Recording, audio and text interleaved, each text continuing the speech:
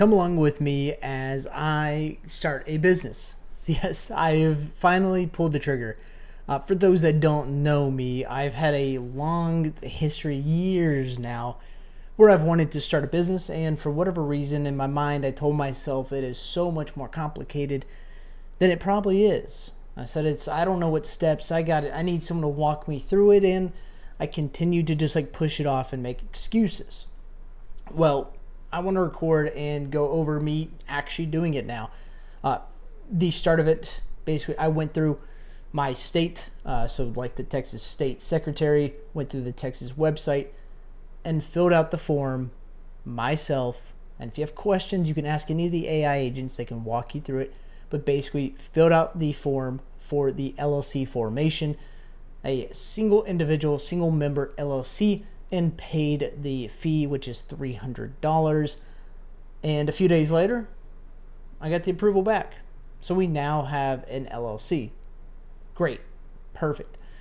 One of the biggest hurdles that I have faced for 7 years now, probably 8 years, is that alone. That's been a huge one for me. And now we've done it. So great. Perfect. Once I got the approval, signed all the documents, everything's good. Next thing, I go to the IRS website. When you do receive it, depending on where you do everything, you'll probably get an email. But for me, they had it in the email at the bottom, link directly to the IRS website. You can go to irs.gov, find it on there, and sign up, get your EIN. You don't necessarily have to do some of these steps, but I'm going through and talking about what I'm doing. So got my EIN set up.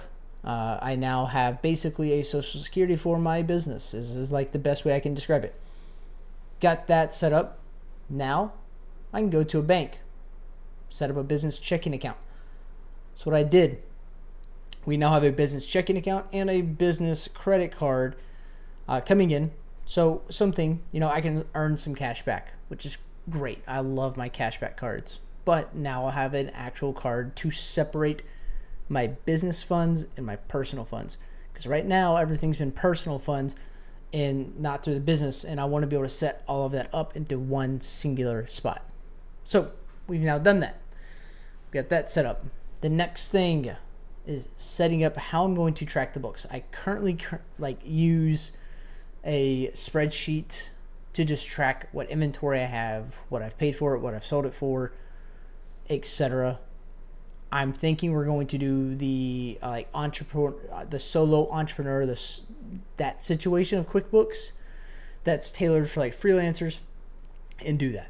It's $10 a month, and I think it's going to handle everything I need. We'll find out, but that's going to be the next step. I haven't done that yet.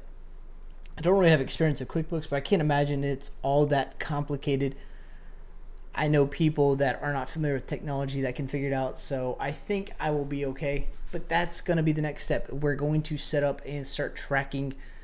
We need to get our books situated before we really dive in too deep and get too far into it, and then it becomes a headache even further down the line. And I think this is the best step. Jump on it, get ahead of it while things are relatively small. I did buy a big bulk purchase, which I'm learning now, looking up, trying to figure out, if you buy a bulk amount of items and each item's not individual, so your pricing is varying per item, I'm learning how I'm going to calculate that, right? So one of the things I'm doing is Pokemon cards. I'm learning, right? I'm learning, but I think that, I can make some money either reselling, opening, streaming, you name it, with the Pokemon thing. So I bought a bulk. Guy was getting rid of what they call bulk, a bunch of excess cards. I've got 500-600 holo cards, which are worth anywhere from 10 to I'd say 50 cents for some of these. I probably have, I will just say $100 in holos here. I got some packs over here, and I've got cards like this, right? We have various things in this kind of collection. So I've got to go through and actually kind of get a lot of this priced out, figure out, hey, what am I going to do with all this? I did create a seller account on TCG Player. I'm going to maybe entertain Collector. I do really like Collector's app more than TCG Player. We're still deciding, but I think we'll go and try TCG Player and start hopefully this weekend actually listing these for sale. That's what I'm hoping to do.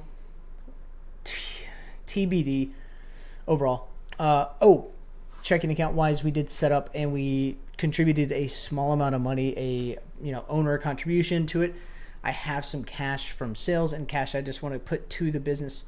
So I'll probably run to the bank maybe tomorrow.